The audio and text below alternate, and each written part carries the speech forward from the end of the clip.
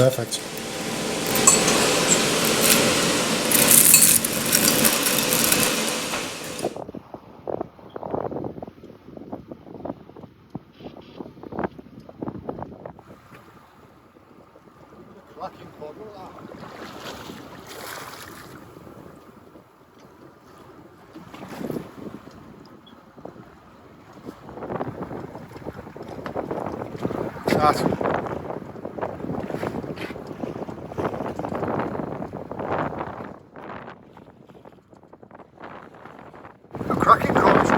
For how to fillet, skin and debone a cod, I have a separate tutorial video that I will tag in here and at the end.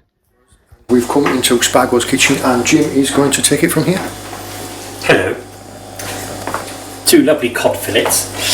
So we're going to do a traditional battered cod and chips. What I shall do is take the thin end of the tail off, and perhaps we'll goujon that and perhaps spice up the batter as something slightly different. The reason for taking the tail end off is, as you can see, this is a nice thick meaty fillet, and that will take much more cooking than this thinner end, which will do in no time at all. Oh, so if you're cooking it, in order to get that cooked, that end to be this end to be frazzled and dried out. Yeah. So what we'll do is just cut it off there, and perhaps cut that into 2 sort of large goujons. I'll just rinse my fishy fingers. And thick home cooked chips. And I've just cut up some nice thick chips. I just rinsed those in a bit of warm water. They're there to dry. What potatoes do you prefer? Does it matter?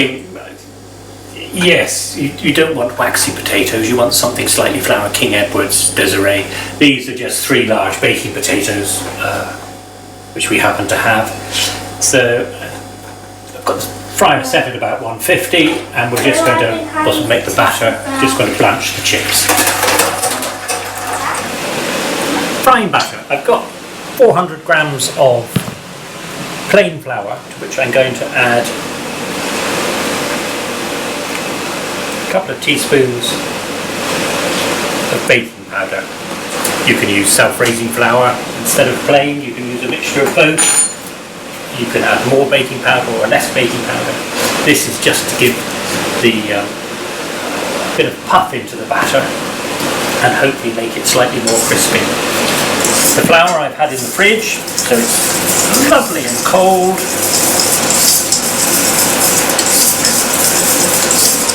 This is going to make an awful lot of batter, but I am going to split it into 2 so we can have a traditional battered fish, and then we're going to season the batter. So some white pepper, ground white pepper, nice hefty pinch, and I'm also going to put some ground black pepper in there. Again, a good pinch. Mix those in. I'm going to use quite a pale ale, anything with a bit of fizz in it. Lager makes exceptionally good batter. Soda water makes very good batter. Yeah, if there's somebody as does milk. I was just going to say, if there's somebody that didn't want any of the alcohol in there from the batter. Yeah. So you want about between 500 and 600 mils of water, liquid, sorry, I should say.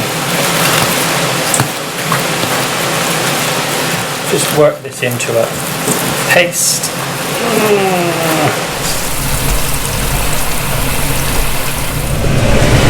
Right, whilst we're locking the batter up, those are soft.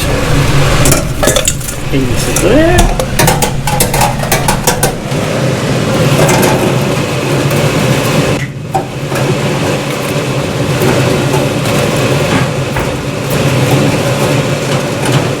So lower in gently.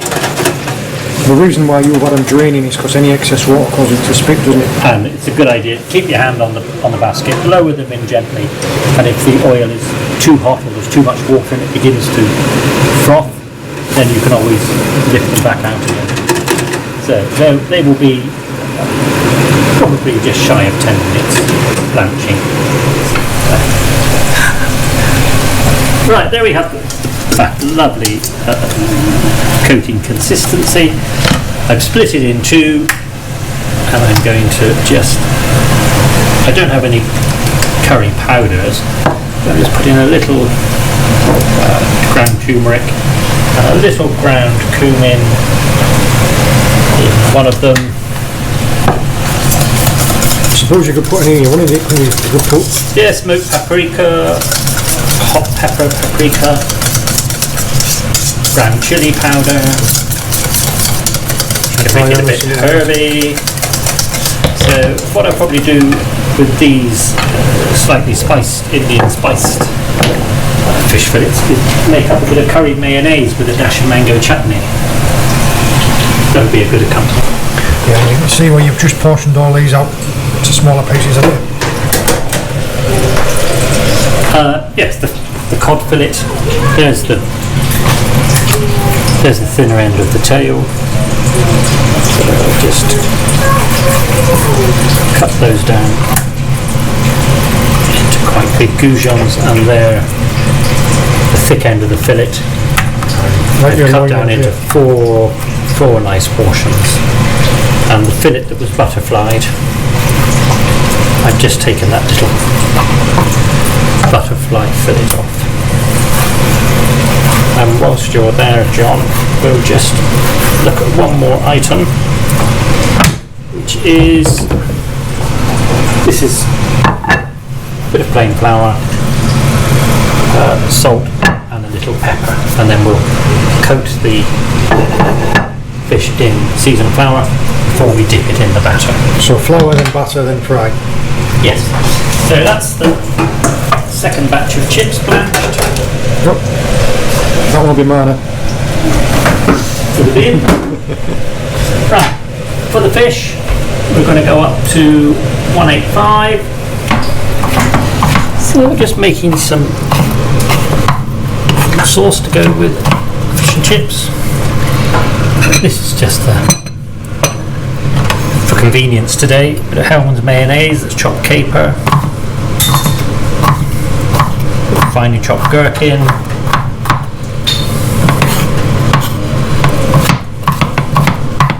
and in this bowl I've just sprinkled some cumin. That's a spoonful of large teaspoon of mango chutney. That's to go with our. That's going to be sweet and spicy. Slightly coloured. Yeah, it's going to be delicious. That's just a very basic. It's not even really tartar sauce. The gherkins and the capers will give it a certain piquancy. Right, John.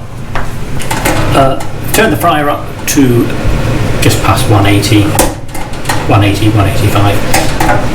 Just going to part cook the chips. It's just to take them sort of towards the final stage of cooking. And after we fried the fish fillets, I will just let those rest for a minute or two. Return these chips for a final dunk in the fryer, and then they will be lovely and golden and crispy and fluffy on the inside. And I'm just coating the fish in the seasoned flour.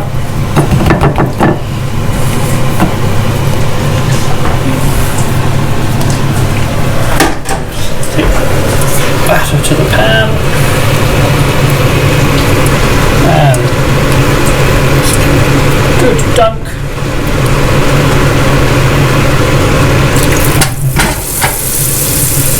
In we go. And just agitate.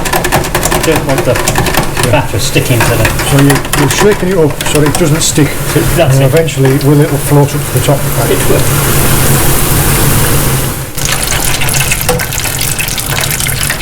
That's how. Yes. Just a question there, we were just talking. Yeah.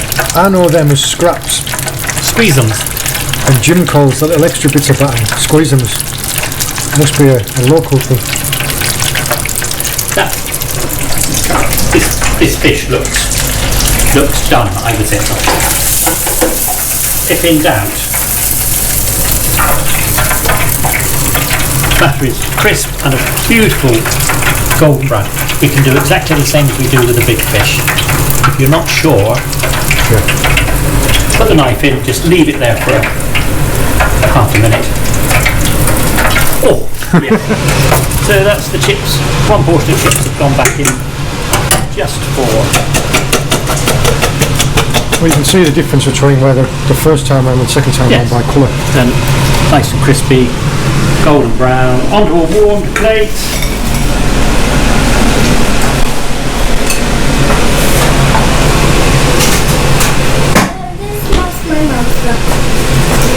Hannah's cod, John's crispy bits.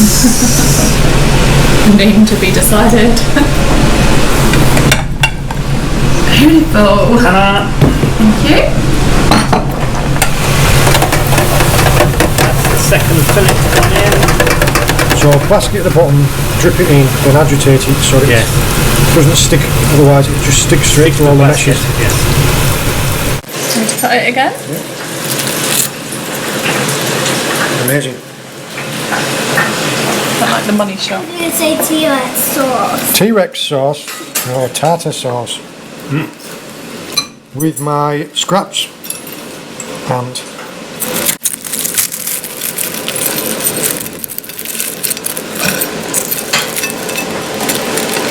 perfect.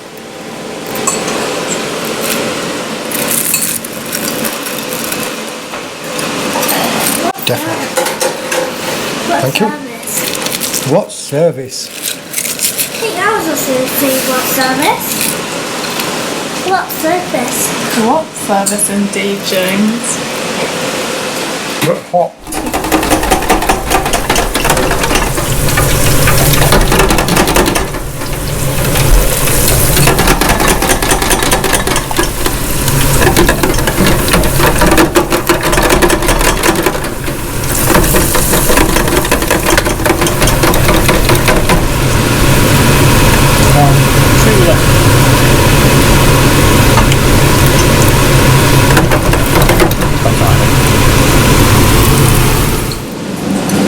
Actually, the first one was just a plain one.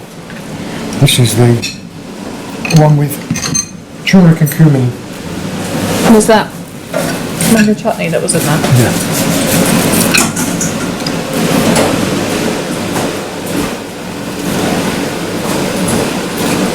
You can taste it straight away, can't you? Just very, very faintly. Very, Yeah, we've done with more. I think it's nice, it doesn't overpower it. It's chip, it's a nice fish, isn't it? Well, you want to be able to taste the fish, not just... Yeah.